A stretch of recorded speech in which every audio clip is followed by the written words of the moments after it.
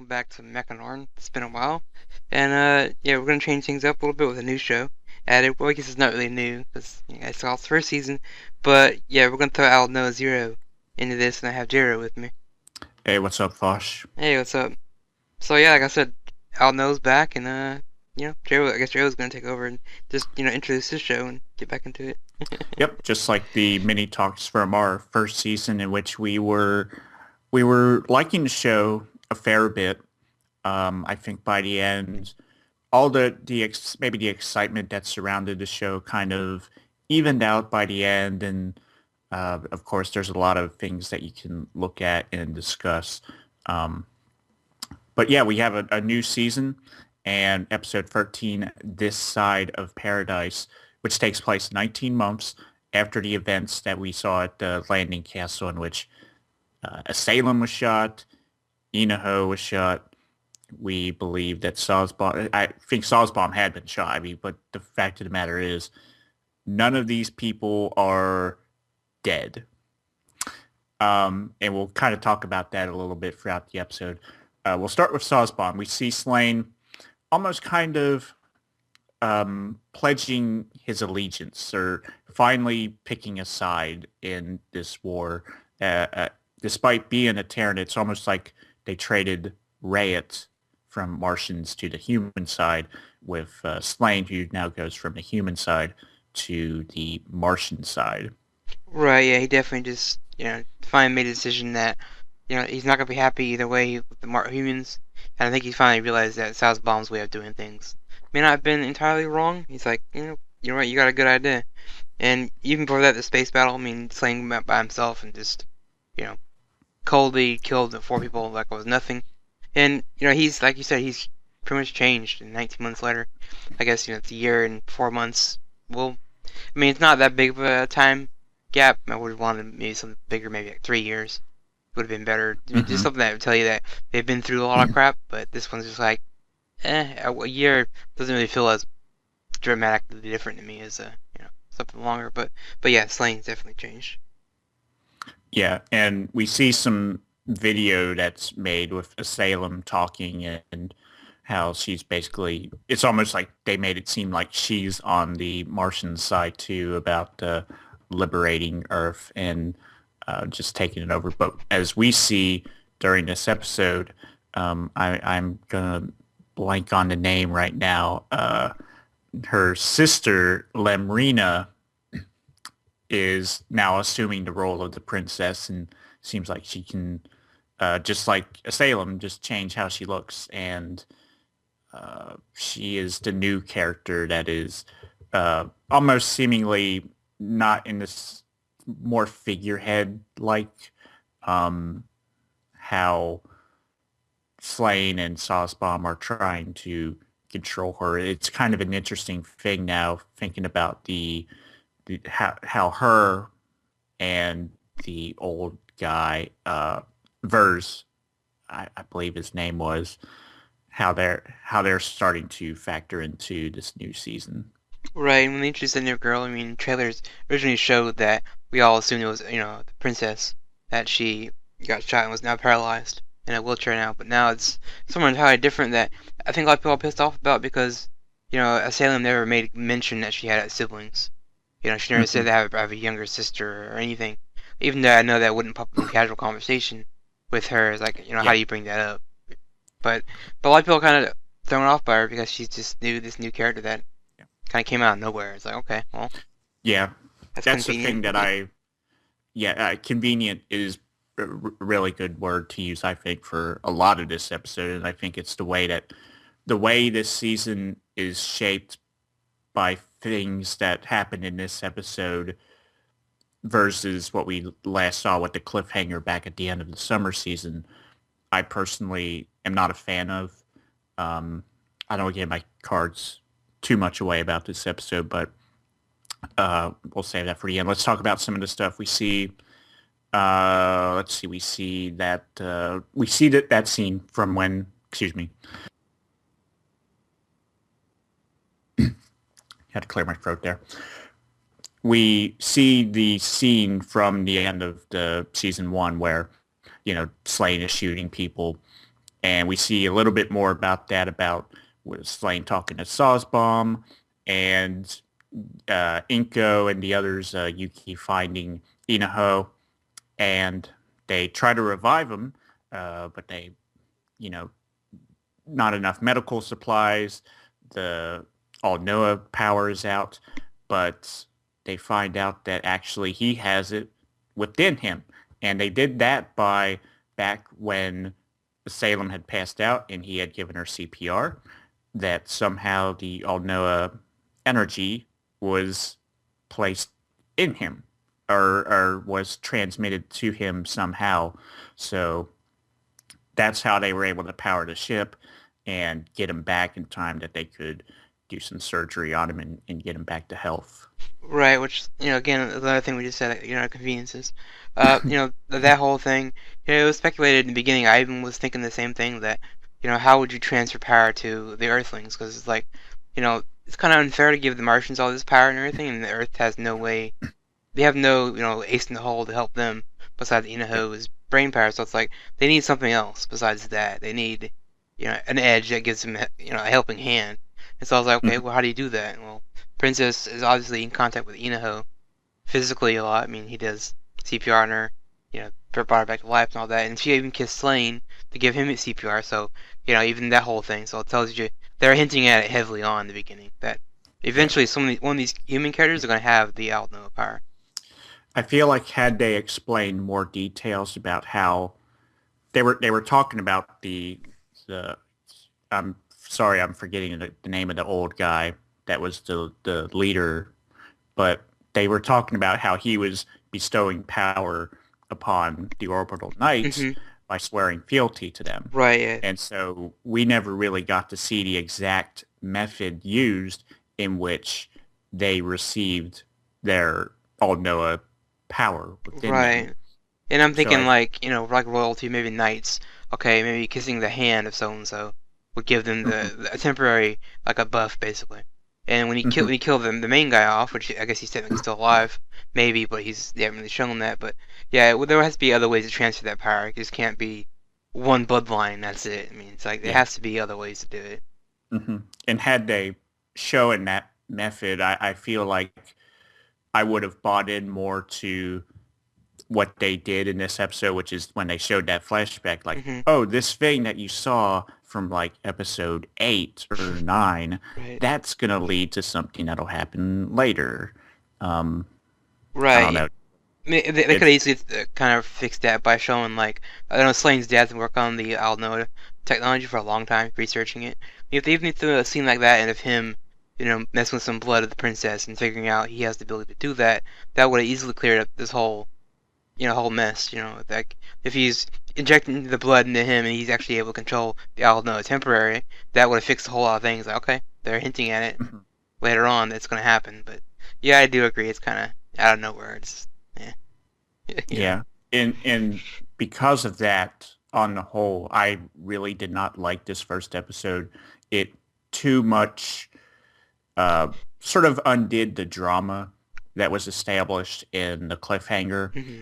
and we had all these I remember the conversations that we had in our last episode about what is the possibility that Inaho is dead, and we felt pretty good about it actually.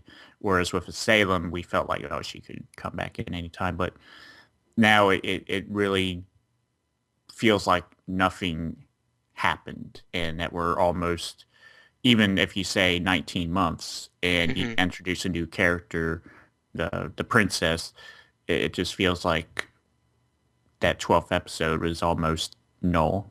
Yeah, I mean, like I said, a lot of these scenes could have been fixed by easily in the first season, showing maybe a clip here that, like a Salem having sisters, brothers, maybe even, Hmm.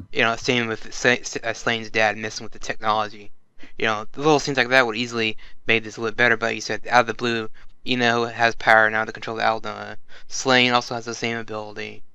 No one technically died, no one got hurt. I mean, sorry you have Saz Bomb kind of limping around, but from what he damage he took, it's like, did he really suffer? Not really. I mean, the only one who lost everything was probably the princess because she's technically in a coma, and Yeah. so it's like, what's gonna happen with her? Is she gonna come back to life? But one thing is clear that the younger sister, so whatever she is, doesn't really like being compared to Salem at all. There's Hmm. just like the hatred between both of them. So they got something going on. But yeah, again, a new character doesn't really make anything different for me right now. Hmm. Yeah. So, yeah, we'll have to see what happens with Salem eventually, just sort of being kept alive in that medical tank. Some extra stuff from this episode. We get a space battle in there, um, Yeah, the space which battle was we, kind of cool because like I guess it shows you they advanced their technology a little bit better and they can get to space at least. But yeah, it's Mhm. not that great. Yeah, and we hadn't really, I mean, we didn't see any of that in Right. season one. A lot of ground battles there, so maybe it could, just like Gundam, go up to space for a while. I would say they need more practice though because they got owned so fast. They did. And I was like, oh They're my god, this guy is like, so... how I got so fast. It was just like All Noah Zero. Here are these unknowns that are coming into battle, and an orbital knight just drops him like crazy. Yeah, speaking of an unknown, that's another thing this week. They had this new guy on their team. They're fighting that ice robot he can create ice, and he Hmm. just gets straight up owned, one shot and frozen. The girls even warned him like ahead of time, don't get too close to him. And he didn't listen. He died. I'm like, well, he's nobody. Yeah, we should. I kind of skipped that. Inaho. That was when they made it seem like it was a big deal. Oh, Uh-huh. Inaho, he's. They kind of hint at it, but then Inaho just steps out in the battle, and I thought that whole thing was just weird how they made it. I feel like just the writing on this episode just was not very good, where they bring him back in and they're trying to build up the drama of, oh my god, Inaho's back, we're going to see him, he's going to do his thing, and he's going to take care of this orbital knight like he's nothing. And even though the fight itself was just like, Inaho, he's gliding and he's going to shoot him right in the head. And it was very boring compared to all other battles that Inaho has been in before, which have been interesting. Right, yeah, I agree on that. And the only thing that was interesting was how fast he was able to figure it out. But I'm figuring since he's got this new cybernetic eye, which we didn't mention that, he Yeah.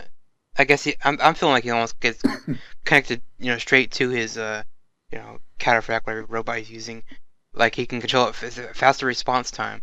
Almost like, Gundam Build Fight, how the character moves their hand, the suit moves their hand. So maybe he's got more Yeah. response to his suit, so maybe he's faster now. But even then, like you said, yeah, the fight was kind of eh. Even the guy who was fighting him was kind of just like he kind of gave up. He was like, "Yeah, I'm dead." Like he didn't really fight back like the other guys would have fought back. Yeah, like the Yeah. girl with the multi-fist arm weapons, she would fight back to the very end. She wouldn't stop. But this guy's just like, I'm dead. You got me, and Hmm. like whatever. He gave up. So Maybe that's one of those, the orbital knights, they all have their special abilities. One that they just didn't really feel like there was much that you could do with, hey, it's a knight mech that freezes an area and causes everybody to be frozen or whatever. right, yeah. That they just didn't come up with much that they thought, we'll make him just like a, small fry for Inaho to take care of. Yeah, and the girls made a comment to him afterwards that they think he's changed a little bit, like he's talking more and everything. But I'm like, not really. I mean, Mm-mm. I don't really. I get the impression that they might think that, but I don't get that at all. No. I mean, for now he's just still the same Ian Hood in my opinion. Hmm. Some more stuff. We'll talk about like Robo Inaho, you call him because of the eye and stuff. There's also some beach fun that we had very briefly, just girls sitting on the beach. Inko looking pretty cute. Yeah, all of them looking pretty nice, and I had a lot of people on Facebook kind of bitch and complain about this moment that it took them out of the whole war element, and I was just kind of scratching my head that it's fan service, yes, but in a way it's not. Like, not like anything out like Deliveroo or any half the shows that have come out like DXC or anything. It wasn't in Hmm. your face. It was just there. The girls kind of relaxing before, you know. And my defense on that was, it's war. A lot of people are saying the same thing that it's war. So if you get a chance to relax, they're gonna take it. I mean, Hmm. they don't know when the next chance they're gonna get to actually have to I guess rest basically. And they're Hmm. waiting for Ina Hill anyway, so it's not like they were Yeah. middle of war just kind of hanging out on a flight deck, getting some sun. Like no, they're and, waiting. and it's not like in a fan service sense that they were wearing very tight clothing, showing a Uh-huh. lot of skin, certain camera angles. They weren't really playing with that. So, I Right. Yeah. looked at it as just kind of like their brief opportunity to get some R&R before heading back out to battle. Yeah, and maybe it also shows you that right now maybe the war is not as escalated as it used to be. It's more like died down a little bit, but I mean there's still conflict going on, but it's not in their face right now. But it Hmm. also is another one of those conveniences where the enemy right now the Earth side is kind of down because they have to upgrade their ship and everything. It's like wouldn't you think the Martians would attack during that moment? When you're the most vulnerable, but no, they Hmm. kind of like let them go for a year and a half, just like that seems also seems kind of weird to me, but it's I'll know it Yeah, for you. yeah. You know, as much as I didn't like this episode, I still feel like there are qualities to the series that I like. Of course, the mecha battles and the characters for the most part. Hmm. But I really hope that in the near future it kind of rebounds off of this episode and turns into something that I've enjoyed in the past. But although by this point now we can expect that nobody's ever going to really die when they're killed, and that that all Noah magic, as we can call it, is really just going to put the stop on a lot of potential dramatic shifting events. Right. It almost Um, makes you wonder like what qualifies as like killing a character in the series. I wouldn't mhm, be surprised if Varys comes back. I wouldn't be surprised if he's still alive somewhere. The mhm. first guy they killed. So I'm like, I wouldn't be surprised if he's still alive, or even Asalem's dad, which is technically we haven't seen him die, but I wouldn't be surprised if he's just got a normal cold and he's like, I'm fine. Like he's not dying. Yeah. But again, with this not being written directly by Herbert again, it makes you wonder like who is really calling the shots there. I mean, it's just like you said, it's very kind of writing right now. Hmm. Yeah, I wonder, before we move on to Gundam Build Fighters, about the whole Urobuchi Gen effect, if that's such a thing, is how he started with Psychopaths, Hmm. and it was very good. I think the first season is very good, and then when you watch the second series, and I don't know what to expect of the movie, there's a noticeable difference in quality, especially when you're talking about a studio change that the animation isn't as good, but in terms of story, I think there's a noticeable difference too. Gargantia, he Hmm. started that series, and I think he got off to a quite good start. And then by the end of that series, and with the OVAs released, they're still kind of interesting, but the quality noticeably declines as the story gets further away Hmm. in terms of episode count from what Yen worked on it. And I'm wondering, with all Noah's era, if that's the case, and that he can present you with a really good start, but as other writers take his work and run with it, is it possible that it's noticeably not as good? Right, and I'm not sure you're watching the anime Shirabaku, but they do dive into some of that, creative changes. And they Hmm. do show some scenes that in the very beginning, there's this one clip where this guy has this character. She's supposed to be an emotional character and cry a lot, and the scene she's in is supposed to be like this big thing. And he tweaks it a little bit, and it changes the whole entire storyline, just because of Hmm. a little bit of more animation you want to throw in there. And to me, it feels like that with this. Maybe he is on the side suggesting things they could do at the story, but it's up to the studio in the end to take his idea and actually do what he wants to do. So it's like they're probably Hmm. like, yeah, it's great, but then we want to do it this way. So Yeah. that's why I feel. I mean, they could have easily killed these three main characters off and brought in a whole new cast. That would have been Hmm. better, but they're not gonna do it, I guess.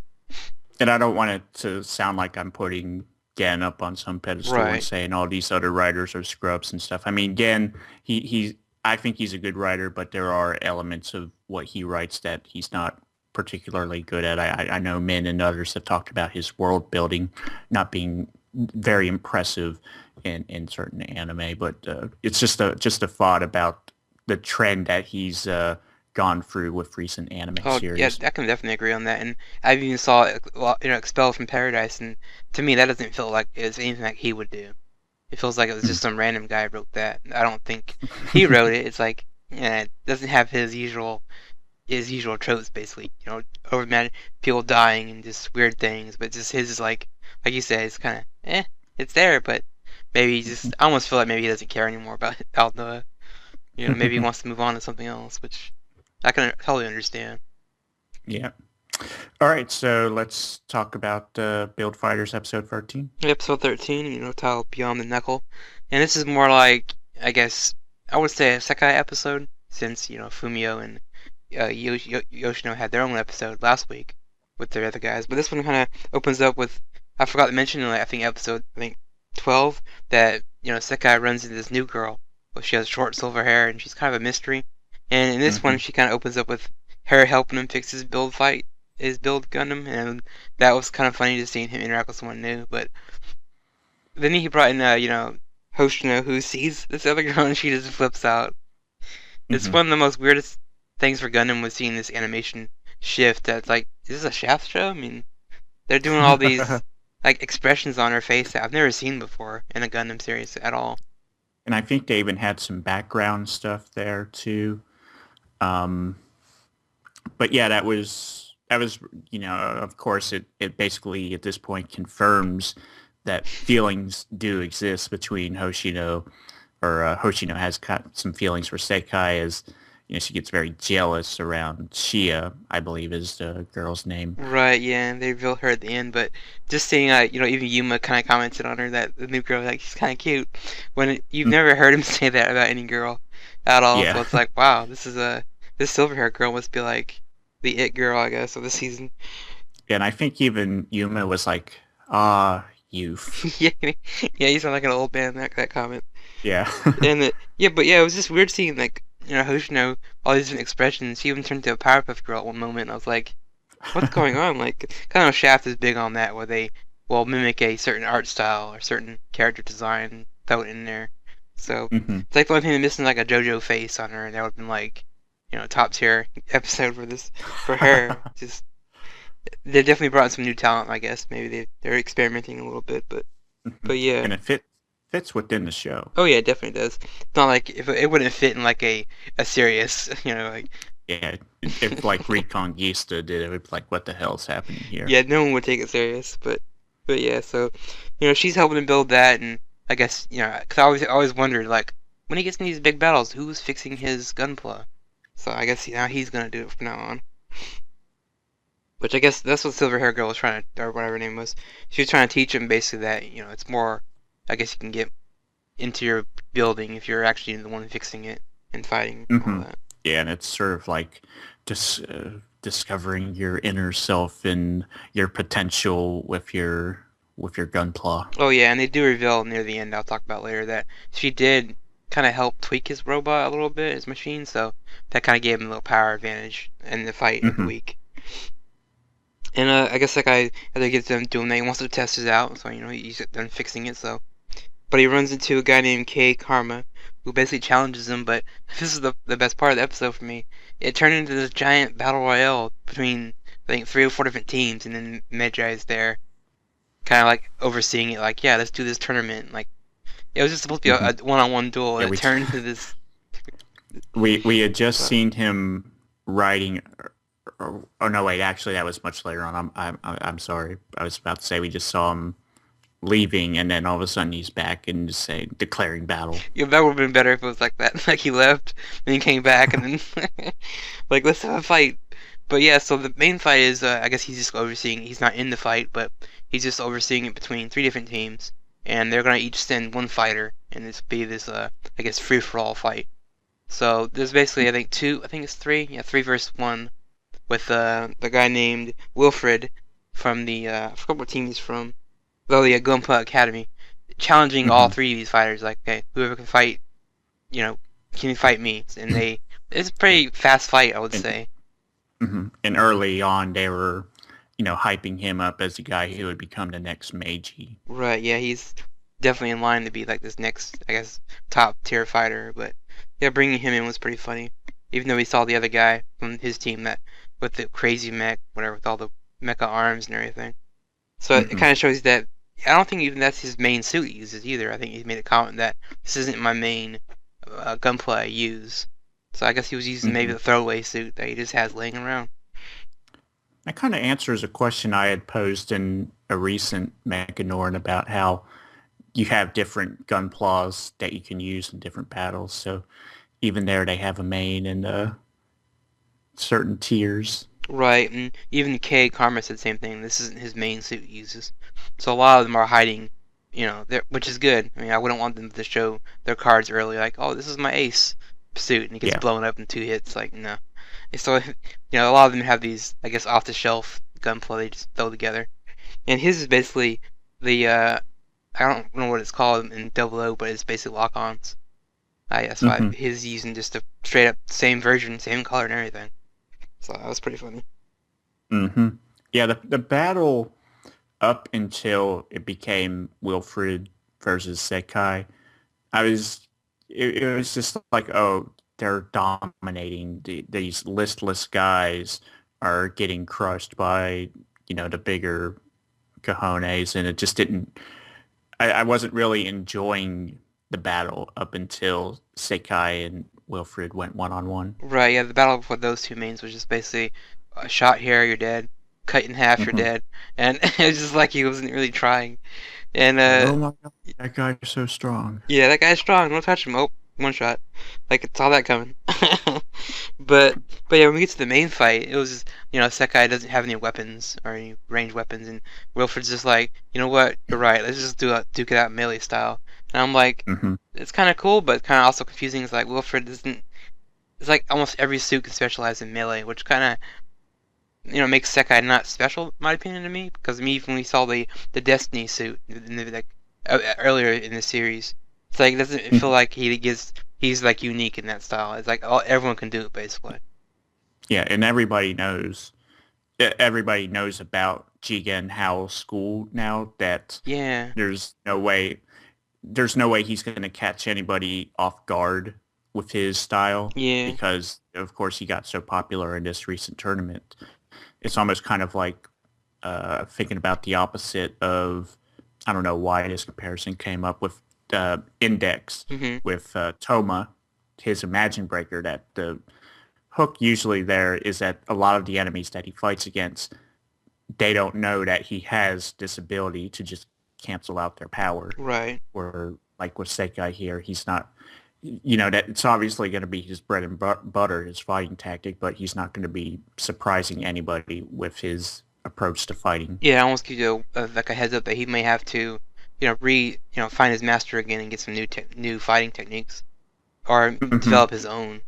Because, like you said, Yeah. it seems like everybody, the higher tier P fighters, know about this school he goes to.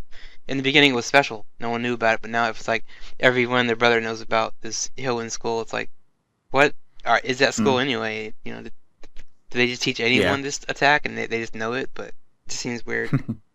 And the fight kind of rages on between these two, and Kisekai gets, I don't know how he does this, but he gets really into the fight and just, I guess his blood is starting to boil and everything, and his suit actually turns into that big phoenix and blasts through, uh, Wilfred fast, and even destroys the moon and like resets the whole map. So I was like, what the hell Yeah. did he do? Yeah. It's like change environment. Yeah, like he forced a change in the environment, and it's like, what? I guess he put out so much power that even the readings couldn't keep up with him. So he got his classic Hmm. Dragon Ball Z thing where, his power is off the charts and it's unknown and it's Yeah. brand new, and yeah, everyone's kind of like, I guess surprised by his new power. Yeah. Yeah, of course, while we're watching, this amazing battle happening, they have these free kids off to the side holding like, tablets or whatever. They're kind of making it more, almost seem like, oh, it's such a godlike battle. The levels are raising and, Sekai and Wilfred, and that was incredible. And even, seeing Sekai kind of get one up on Wilfred from time to time, and even surprising him with the Phoenix attack that destroyed the moon, and just realizing the potential. And also Yuma there was realizing, I don't like this guy, but this guy is our ace. Right, yeah, and even the end, those two, Fumiya and Yuma, are kind of like being serious about it. He's just laying in a bed, passed out, enjoying the time of his Hmm. life, not realizing that you just kind of made more enemies than you made friends in this place. Now that everyone's kind of sees this ability, like, wow, this kid can push the limits of this gunplay like farther than anyone else has seen.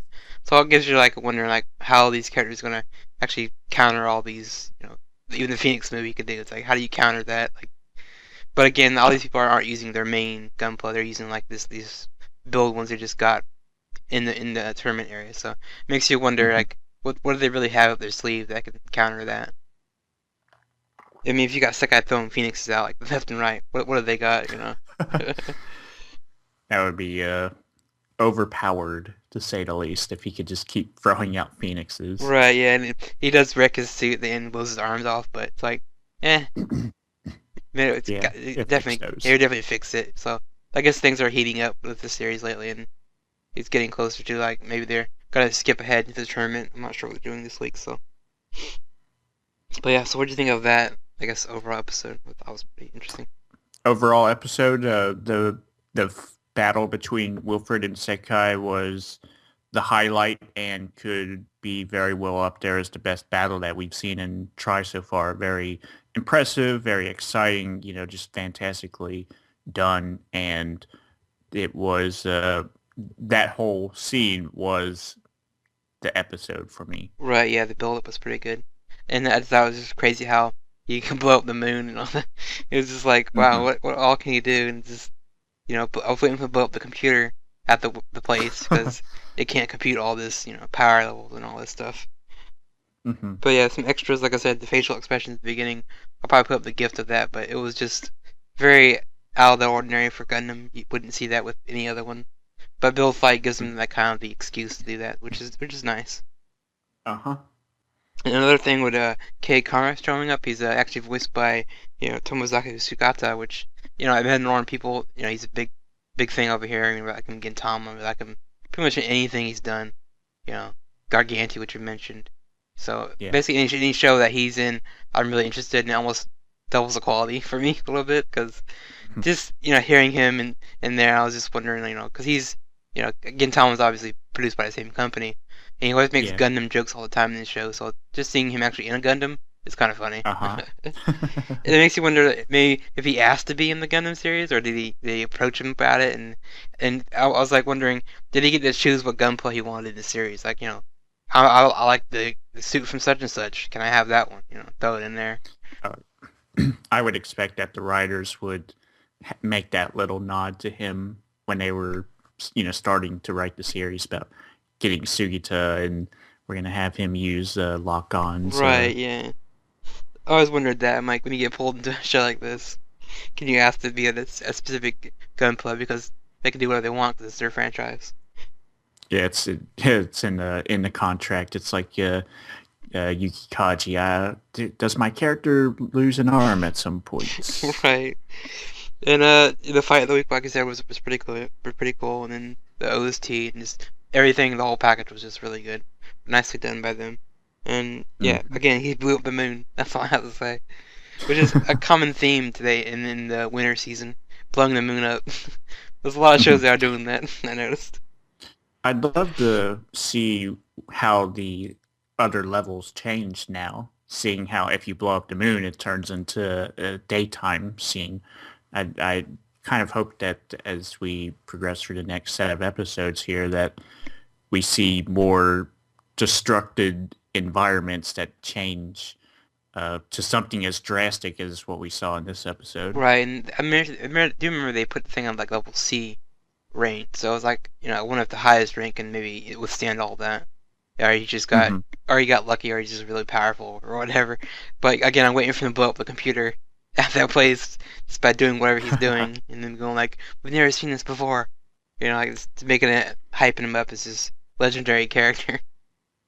Hmm. And he's just, Sekai while they're fixing the computers and stuff and all the particles. He's just sitting there all passed out like a boxer who's gone 10 rounds. Yeah, he does come off as a Goku character where he's not really, I guess he's oblivious to what he's doing around him. He doesn't realize, Uh-huh. you're causing millions and millions of dollars of destruction on these computers. Like, he's just over there going like, I don't get it. It stopped working.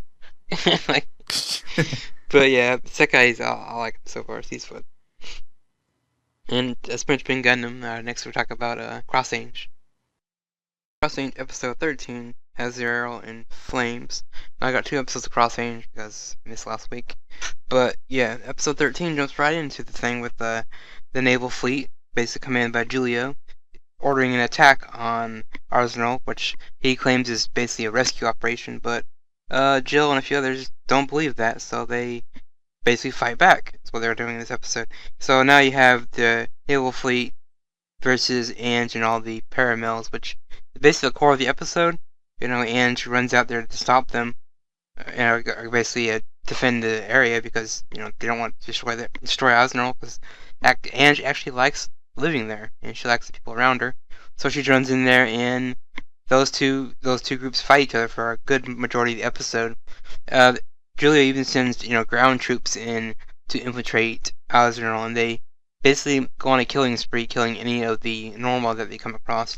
Even sad to say, even the children and women, obviously the women are there, but children get killed too, and that's kind of sad. It's kind of like shocking to see he would go that far to stop the normal from fighting. And yeah, so Ange fights, and then she reveals her Vilkas can actually transform and change color, which I guess is like active armor. She can change the color of the suit, and I guess it does different things. So and this one kind of turns red, which to me tells me that maybe it's an emotional thing where it's powered by emotions, and if you're mad, ticked off, the Vilkas could react to your emotion, and you basically change the power output of the suit. But I'm not sure if that's just me guessing. But she fights for a good bit, and I think Salia kind of runs away with her suit in the beginning, and you have Ange go back and retrieve it, which was kind of cool. And she's fighting, and then she gets to Julio's main ship. She's about to blow it up and everything, and she cuts the part of it open, and Julio can see her face to face, and she's pointing the gun at him like she's gonna kill him with the Vilkas. And Embryo arrives to kind of defend Julio for a moment, and yeah, I guess he sees the rage in Ange's eyes, and he's just like, "Well, I can do you a favor," and he basically kills Julio in front of Ange, which you would think would make her happy, but I guess she's more freaked out by the fact that Embryo has his paramill as well, and he basically the same thing she does. He sings a song and blows Julio apart, his ship apart, and he even does it again by kind of taunting her, and sings his powerful song again, and he sees, I guess, Tusk and I forgot her name, Tusk and Vivian together flying towards Ange, and so he's like, "Oh, I'm gonna take them out, someone you care about." And so he tries to take them out, but Ange jumps in the way, and they get caught in this vortex thing, and that's pretty much what happens at the end. They get sent back somewhere into like I guess a portal somewhere, and there they disappear. And so Jill and everyone's just kind of, I guess they are leaving in a big giant submarine that they, I guess, had hidden under the prison for a long time. They've been slowly building. So they're trying to finally acting out their, I guess, plan to revolt against their people that put them in this prison. So I guess they're gonna go after the man users, or maybe become their own faction, maybe save the world. Not sure what they're doing, but they have their own plan to do something. And episode 14 kind of jumps where left off with Ange, Tusk, and Vivian together. And this time they've been sent to another dimension, maybe another period in time or something like that. But I guess right now it's dealing with portals, dimensions. They've been sent. I think it says like 538 years. Yeah, I think I'm taking it as in the future, but everyone else is saying another dimension basically. But yeah, they've been sent somewhere far, and so yeah, the three of them are alone, and they kind of have to survive off the land, which is basically a rundown area in Tokyo somewhere, and it's just like there's plants everywhere, there's buildings that are damaged, so just a apocalyptic world that there's no one else alive, no living creatures around, and so they have to survive off the land, and so they go, I think, they go hungry for a few days, but they eventually find some food somewhere, and they find this place not that unbearable, and so they start getting used to it. Although Ange and Tusk kind of have a little argument here and there, a fight about certain things, they make up and they're back to normal. And Ange has shown more signs of she's caring for people more and more. She cares about the well-being of Vivian. She cares about Tusk and what he's doing. So, those three are kind of hitting it off as maybe this I guess trio that they can get along with each other, even with Vivian as a dragon form that Tusk isn't really freaked out by her. So I guess he's maybe used to the fact that she can become a dragon. And so, those two do that thing, and they eventually find a computer by after exploring the area to find any living souls. And they ask the computer, what's going on. And the computer basically tells them that 11 of the population percent of the world has been destroyed through a war called Ragnarok, or the D War, which I guess would be the Dragon War, which took a large-scale nation between, I guess, a lot of different groups, and a lot of people died in this war, and Embryo was left kind of, I guess you saw his flashback with him having to recreate the world, or recreate life, and that's what he did, so I guess it tells you those connections, and they find out they're the only living people on the planet right now, as far as the computer knows. And so these two, again, they have to kind of, it's starting to sink in that maybe this isn't such a bad world to live in. I mean, there's no war, no one's dying, and it's just the three of them, so it's like, maybe it's not a bad, ordeal to live in. And Ange and Tusk are getting closer and closer together, even getting so far as to almost, having a little bedtime fun together, and they are about to, have some moment between them, and out of the blue, they get interrupted by these other girls that we saw in episode, I think, 11 or 12, one of the episodes that we saw the other girls, and they arrive, I guess proving the fact there are other living people in this world, not just, these three. And so, that's when they get kind of taken back to their base, and that's where the episode ends. So I guess it's kind of up in the air whether they get back to the original time, but I'm assuming they will. Eventually, their own world, or whatever you want to call it. Because, yeah, that's just Cross Ange. They're not really doing a whole lot with the world. And, yeah, so that episode was okay. I mean, I thought it was funny how Ange and Tusk are finally getting along, getting close to being a actual romantic couple. And, yeah, they did kiss, but Vivian kind of saw it and was kind of surprised. I don't think it's going to last very long, especially with the next episode being all these girls around Tusk, making a harem, quote unquote. That's what he calls it, but yeah, we'll see what happens. Yeah, I'm not sure what they're gonna do, but I'm assuming they're just gonna join forces and go back to Ange's time and fix that world. Maybe kill Embryo, because they did reveal Embryo is a main villain. I guess he's the enemy to everyone, to the Norma maybe because he created them. But yeah, so see you guys next time for more MechaNORN.